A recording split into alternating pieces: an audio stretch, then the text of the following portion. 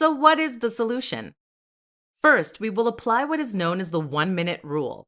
That rule tells us that if a task takes just 1 minute, then we must complete it there and then. Too often, we put off tasks because we find them stressful. If it means emailing a client who is traditionally a little grumpy, for instance, then we might put off doing so because we don't want to have to deal with them. But these tasks aren't going to go away. And if it takes just 1 minute, then it's going to realistically interrupt your day or prevent you from doing the real work. So just do it. This is a fantastic habit to get into. An exception, caveat to this rule is that you shouldn't let 1-minute tasks pull you out of your deep work. Switching between tasks takes a lot of mental energy, meaning that productivity is always lost. The solution? Simply shut off notifications and other distractions to make sure that you will not even know about the task until you unplug. 5 tips for avoiding procrastination. Procrastination is the bane of working from home. If you're someone who works at home regularly, then you absolutely need to learn to avoid the temptation to spend the first hour and a half doing nothing at all. Otherwise, you're suddenly working 5-hour days instead of 8-hour days, and that's something your employers and clients are going to notice. In this presentation, we're going to look at 5 tips for crushing procrastination. Accountability. The problem is that there is no accountability for procrastination. This is why it is worse for those that work from home versus those that work in an office. In an office, people are looking over your shoulder, but here you can do whatever you like. One solution is to create stakes for yourself. An easy way to do that? Email your client and tell them that you're going to finish X amount of work and send it to them daily. Suddenly, the option to sit on your thumbs for the first few days on a project is gone. Work in a coffee shop. This won't always be possible depending on your circumstances, but when it is, working in a coffee shop or library is a great way to add some social pressure to your day.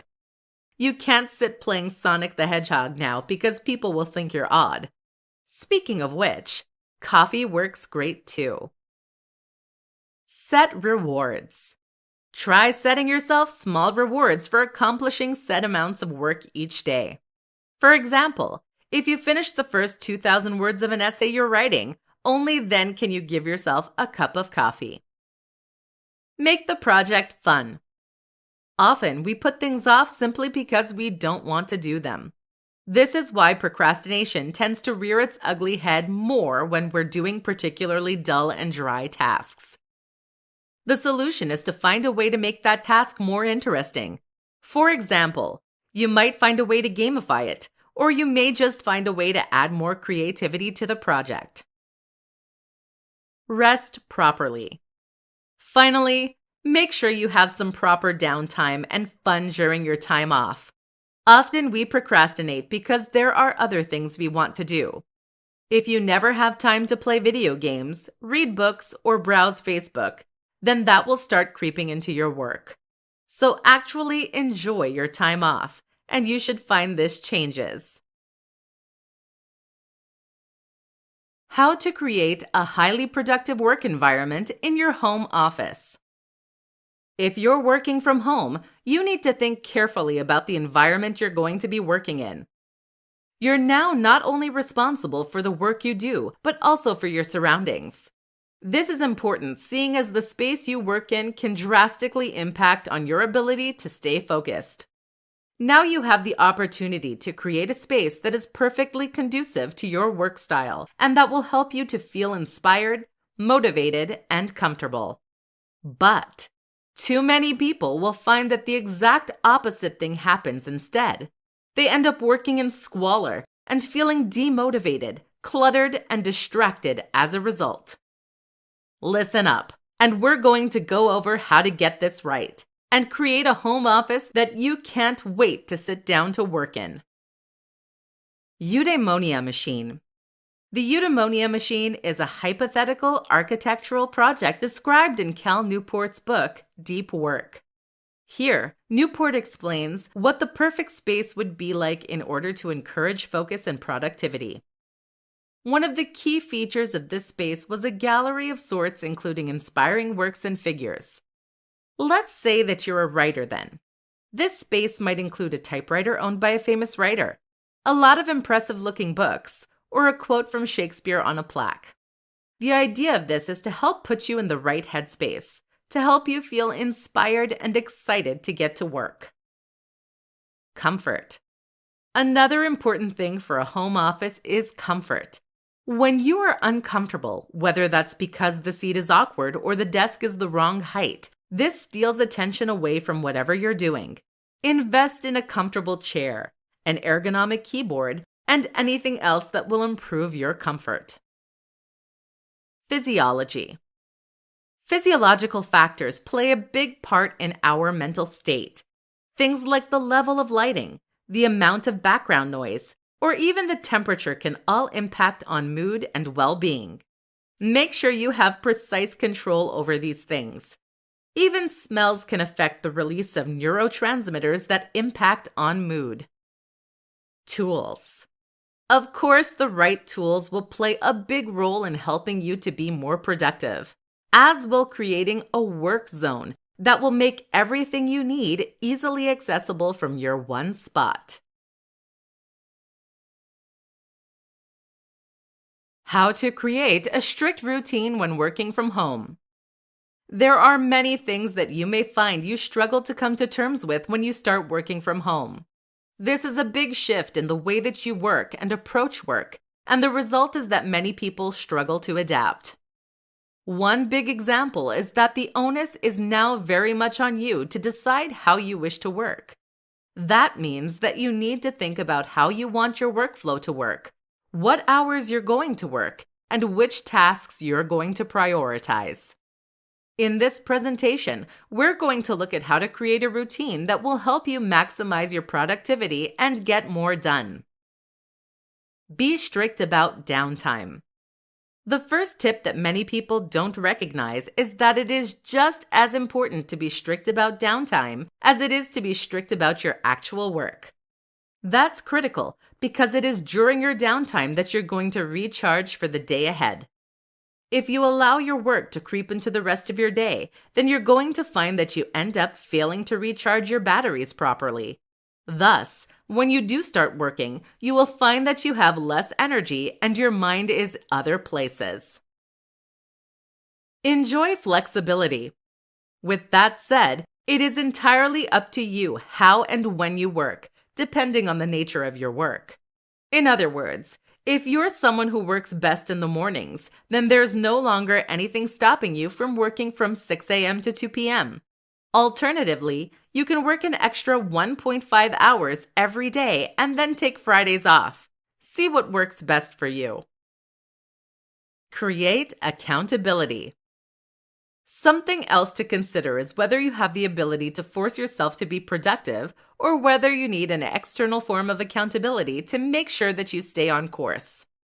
Rather than create false stakes, setting punishments for yourself, etc., you can achieve this simply by changing the way you work with your boss or clients.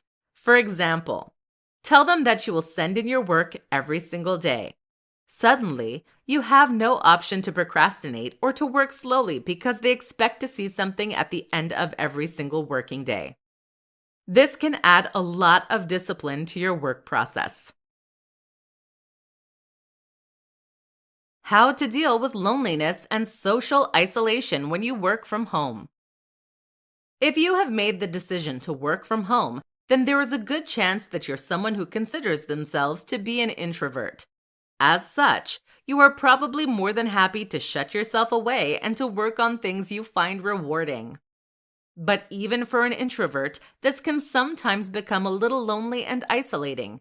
And meanwhile, if you're an extrovert who has been forced to work from home through no choice of their own, it can be excruciating. In this presentation, we'll look how to deal with the loneliness and social isolation that comes with working from home.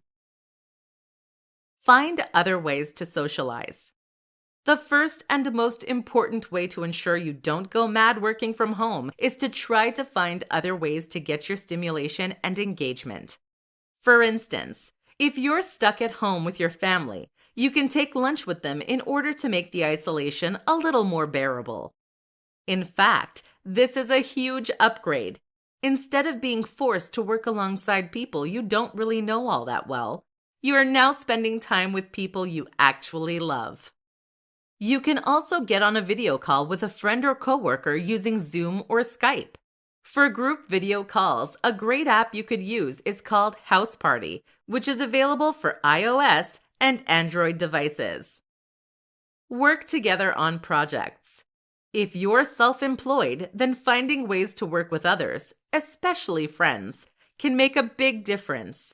Collaborating on a project with someone you get on well with is extremely rewarding, and it's a fantastic way to strengthen your friendship. Go out. Again, this isn't always possible, but where you can, why not go outside and work? Working from home doesn't have to mean working from home in the literal sense. All it really means is working not at the office. So why not take your laptop to a cafe and get some work done there? Or alternatively, why not work on a park bench and enjoy the sun on your face? How to deal with small tasks and prevent overwhelm. Often, it is not the biggest tasks that create the most stress for us. Big tasks loom over us, but they are simple and easy to understand. Instead, then, it is the smaller tasks that typically leave us stressed and overwhelmed. More specifically, it is when lots of small tasks build up that we can often find ourselves feeling snowed under and unsure of where to start. General advice is to tackle the biggest and most ugly project first in a working day. This is referred to as eating the frog. This is good advice as it means you can focus on providing value and getting work done, rather than getting bogged down with administrative tasks. But if it means that you never quite cross those tasks off, you end up with a building pressure. There are emails to send, bills to pay, letters to open, broken web pages to fix, and all of this plays constantly on your mind, even during your time off. This is what Tim Ferriss refers to as an open loop.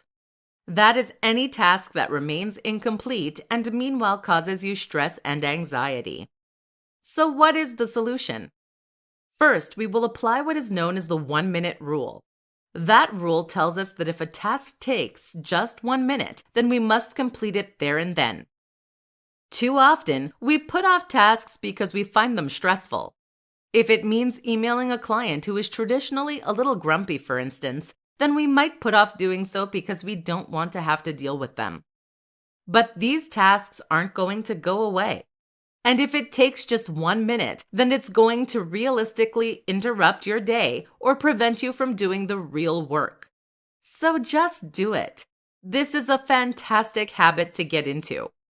An exception, caveat to this rule is that you shouldn't let 1-minute tasks pull you out of your deep work. Switching between tasks takes a lot of mental energy, meaning that productivity is always lost. The solution? Simply shut off notifications and other distractions to make sure that you will not even know about the task until you unplug. Finally, any tasks that take longer than 1 minute should be added to a to-do list. You can then set aside a designated time to work through these every day. How to enter and stay in a flow state when working from home. Have you ever been working on a project when suddenly you find yourself falling into a perfect rhythm? After facing serious procrastination and resistance, all of that seems to fall away, and you find yourself in a perfect state of focus. That's when the real work gets done. Without distractions, you are able to stay on task and plow through what you need to get done. But there's more to it than that too. According to psychologists, flow states allow us to perform our very best work on a consistent basis. We can tap into reserves of productivity and even creativity that are normally inaccessible.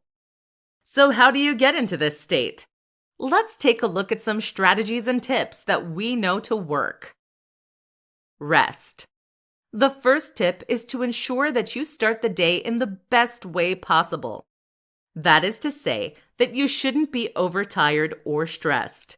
Make sure that during your downtime, you rest properly so that you can return to work feeling recharged and effective. Sensory deprivation. Our brain has two attentional networks. There is one that is responsible for our internally directed attention, what we choose to focus on, and one that is dictated by external cues that grab and hold our attention.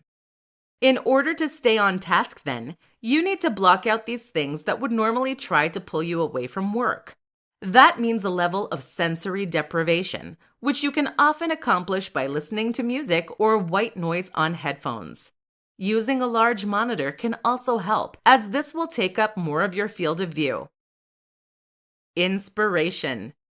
What many people don't realize is that their productivity is determined more so by their emotion than by logic.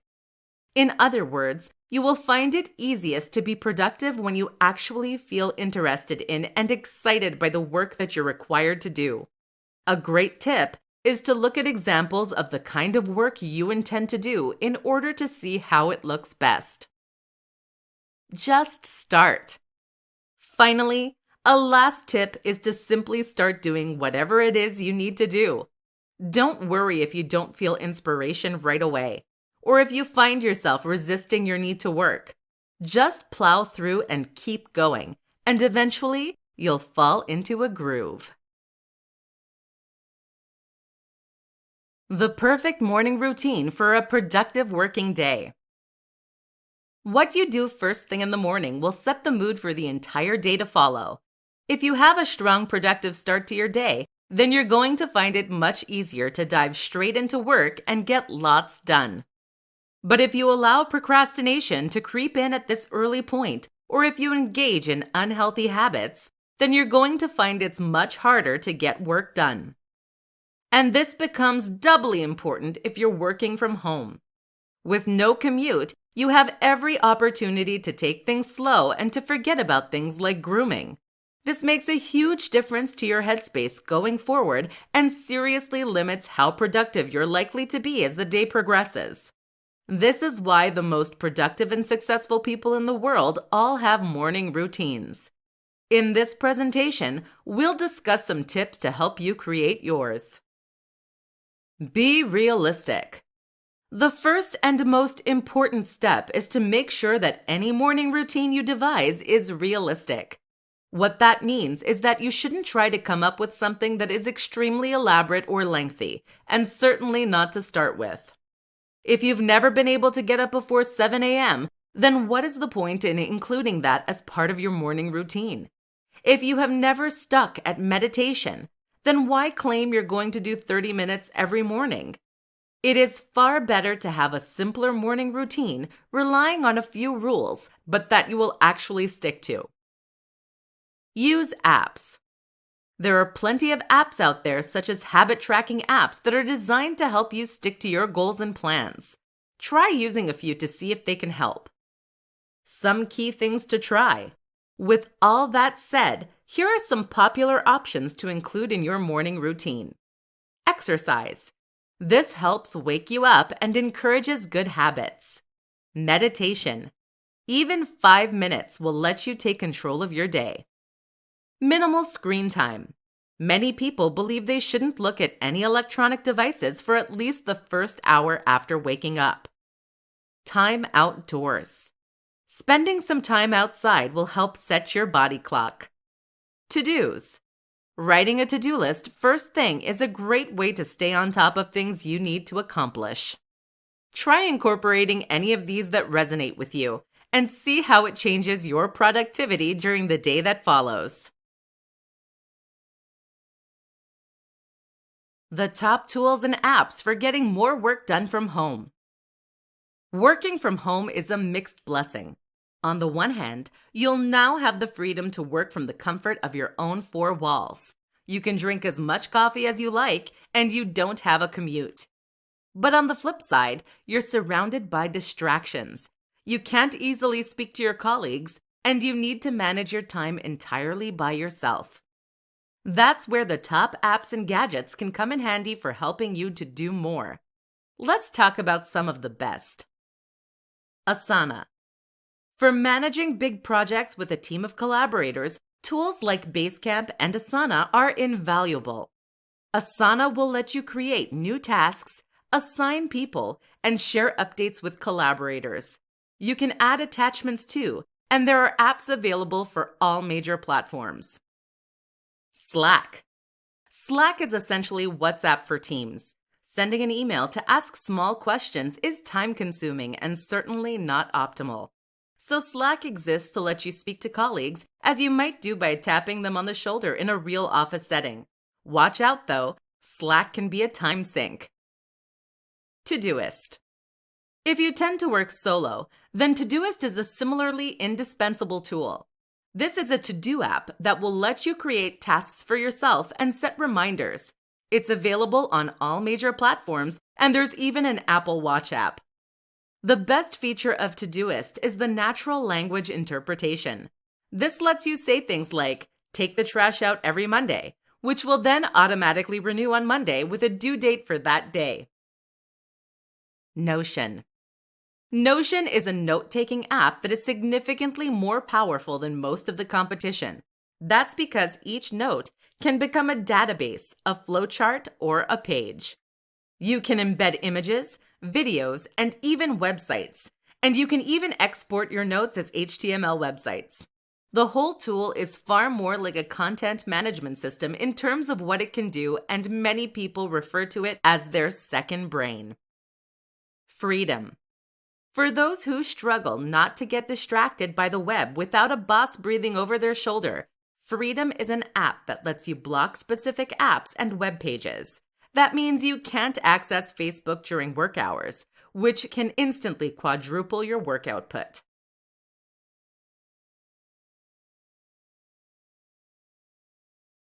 These 5 hacks will make working from home much more enjoyable. Working from home can be a mixed blessing. For some, this is an ideal way to spend more time in their own environment, to get away from irritating colleagues, and to get rid of the commute. For others, this can feel a little like being under house arrest. Here are some tips that will help to ensure you fall into that former camp. Adopt flexi time. Depending on your precise work arrangements, working from home probably means you now have the luxury of deciding how and when you wish to work.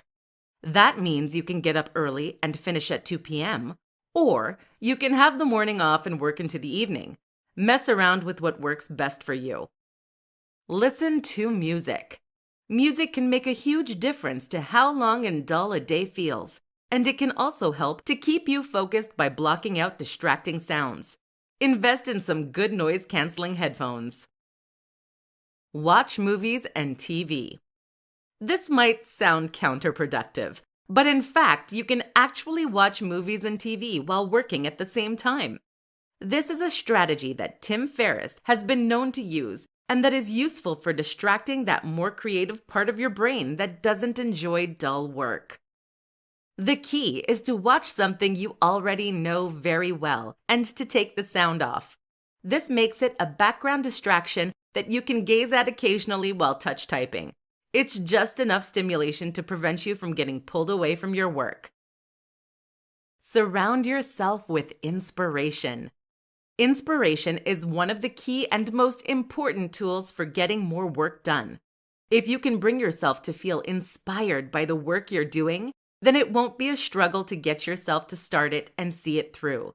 What can help in this regard, then, is to surround yourself with things you personally find inspiring. That might mean examples of great works in your field, or just images of the people who inspire you. Spend time with others. With your office time gone, you might find yourself going a bit mad from the social isolation. A good solution is to spend lunchtimes with others or to meet after you finish work. You've traded time with irritating colleagues for time with the people you love. It's an upgrade. Why you should tackle the biggest challenge first. You sit down at your computer, boot it up, and take a look at your to-do list. What do you find? Several big projects and a slew of smaller tasks that need doing. That's before you've even opened your emails. So what do you do? Which projects to get started first? The answer? Whichever task is the biggest and most unappealing. This is what is referred to as eating the frog, which in turn comes from a Mark Twain quote. If it's your job to eat a frog, it's best to do it first thing in the morning. And if it's your job to eat two frogs, it's best to eat the biggest one first. Another way to look at this is like so. It's better to have a big project behind you than in front of you. The issue with trying to tackle smaller projects and tasks first is that they have a tendency of building up and running over. If you tackle a long list of to-dos, then you're going to find yourself having to tick a lot of things off before you ever sit down to work. This can leave you exhausted, but it also often means you won't actually have time to accomplish much else come the end of the day. As the day goes on, you also lose willpower and energy, meaning that you will tend to spend longer on those bigger projects. There's now a very real threat of it not getting done. Usually, the biggest and most unpleasant task is the one that will provide the most value. This is the one that clients pay the most for, or that is the most important for your employers. Thus, if you complete this task first, you know that you've accomplished the thing that is most valuable. You've done the actual work. This is also a great tool for building and developing the kind of willpower you need to stay productive and self-motivated. There is an exception to this rule, though, of course. That is when you have something that is urgent to do. If a task has a shorter deadline and is something you can't push back, then you should complete this first to avoid getting in trouble. Then the next task will be the biggest and most challenging. Everything else goes on your to-do list.